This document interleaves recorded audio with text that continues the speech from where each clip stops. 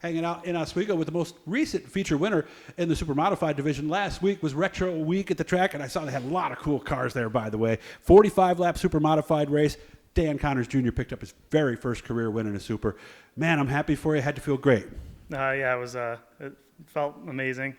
More relieving than anything, but it was good.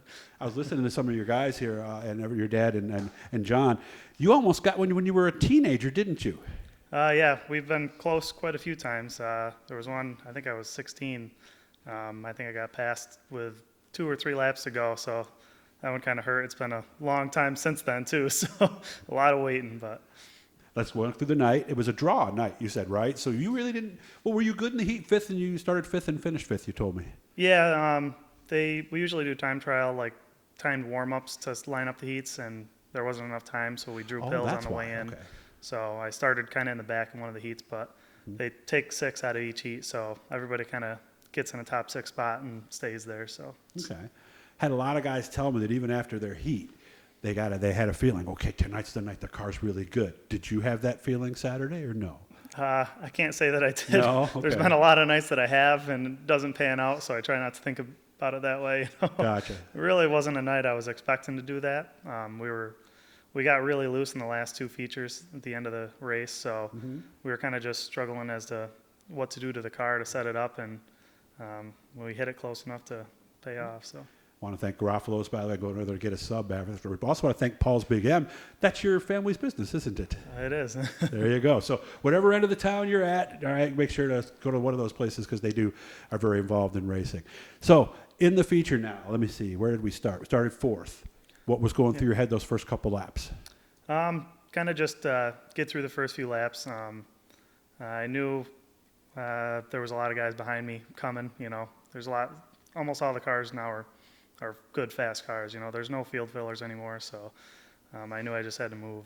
It's kind of what I did. Okay. Did you stay out there, or did you guys side by side, or did you fall in 4th? No, I fell into 3rd. Fell into 3rd, even better. Can't remember who started next to me, but they gave me enough room to get down.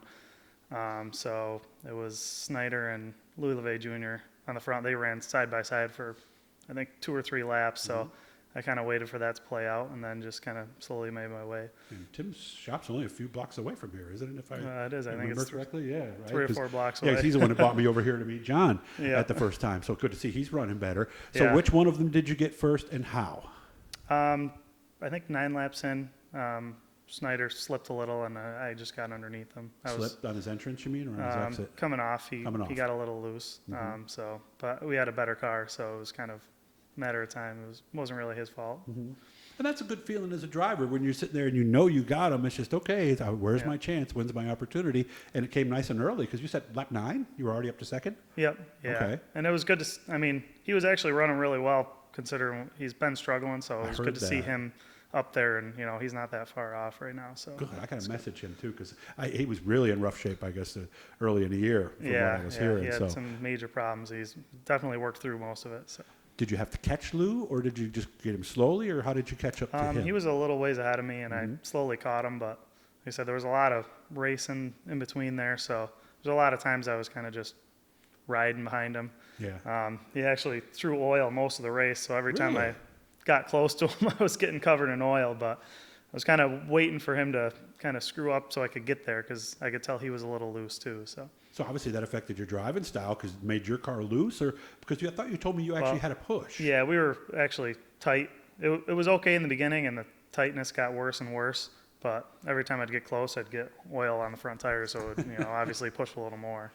Yeah, because the oil getting on the front would create the push because I automatically think the car would get loose, but you're right, the front tires are getting most of the oil. So how was it like a wrecking push or just something you could deal with? No, it wasn't too bad. It was just, it would just make it that much worse as you got up, so I was just trying to time something right to get by him. But. Okay. So how did we get by him? He actually got real loose off of turn 2, I think. He almost lost it, and I can't believe he gathered it up, actually. It was kind of crazy that he did, but it was just enough for me to go around him, and he actually got back in line, didn't let anybody else pass him. So. And that was lap 30, I believe you told me, of the 45, 30, right? Yeah. But then you got the lead and the caution came out, and you're probably going, okay, here we go again. Right? Yeah, especially because we were so tight. I was kind of nervous of what that was going to lead to, and they actually sent Louis into the pits for the oil leak under the the caution. officials did. Okay. Yeah, so that put Gozik behind me, and then Bellinger and Schulich. And I knew Schulich's had pretty much the fastest car most of the season, so I was definitely worried about him. But any one of them behind me, they were all good cars. So So how do you not think about what's behind you and stay focused on what's in front of you? well, you definitely do, but I guess once the green flag comes out, you just kind of don't think about it. You do what you got to do. Tunnel vision and just. Yep.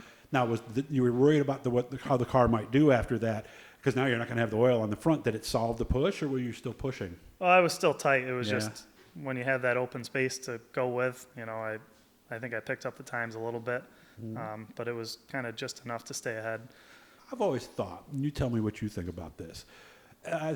Anybody, maybe not anybody, but driving a perfect race car is obviously something that rarely happens. I've always said the true measure of a driver is how they handle a car that is not driving perfectly, and you had to figure out very quickly exactly what to do, right? Yeah, I think every driver does that almost every time. Your car's probably never perfect. Never, yeah.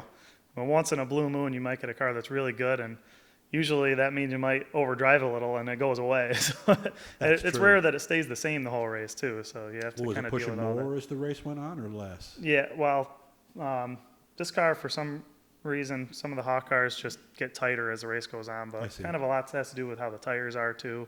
Obviously the last few races we were getting loose, so it's kind of just there's a very fine line of where to get the setup for it. Of course, you told me too that the way it was handled allowed you to drive it a lot deeper, kind of let the thing sail up, and then once you put the foot down, you said it was a monster coming off, right? Yeah, we were so tight that I had a ton of grip off, so it was just I had to slow down so much to get the car to rotate, but once it did, which was a good thing to keep them behind me, because if somebody got under you in the middle of the corner, you had the drive off to pull back ahead of them. Gotcha.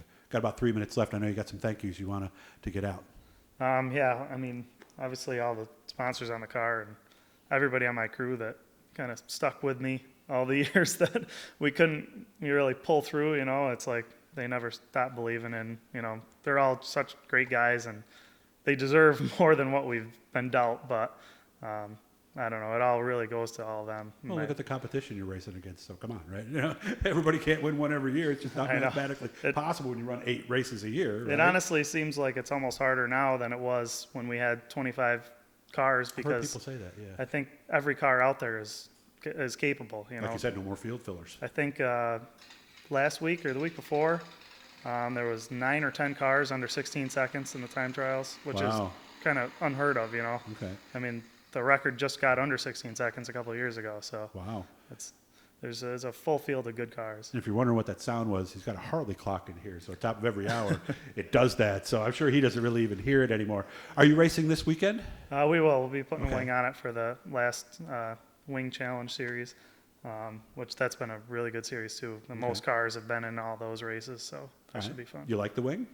I do, yeah. It's different, and I don't know, we'll be doing races at the end of the year with the wing too. So Yeah, so obviously we got some work to do. It's Tuesday, and we got to get that thing on there. So and our wing is still kind of messed up from the last race. Our left rear tire came off in practice and smashed the wing up a little, so we got to fix that before it goes on too. So you got a lot of work to do. And of course, the setups are different. So tires, you all set with tires?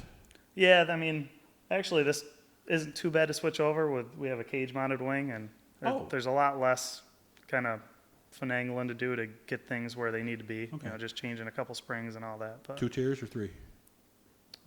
2 tiers on Two ours. tiers. Yep. Okay, all right. And by the way, he's getting signals from John Koloka too. I wanted to see if he was going to get his pit board out, but he couldn't find it because it's been a while since they've used that. But seriously, I'm so happy for you that we finally got this win. And who knows, maybe we'll back it up again this weekend with another one in the wing class. So thanks for having me out, guys. Hit that blue E, and if you stop by Paul's Big M, ask to see him. And of course, if you hit Garofalo's, tell him you heard about that from me. So 2 fine businesses in Oswego that are doing a lot with racing. Good to see you again. Good luck this weekend, and maybe we'll do it next week. All right, thanks. Thank you.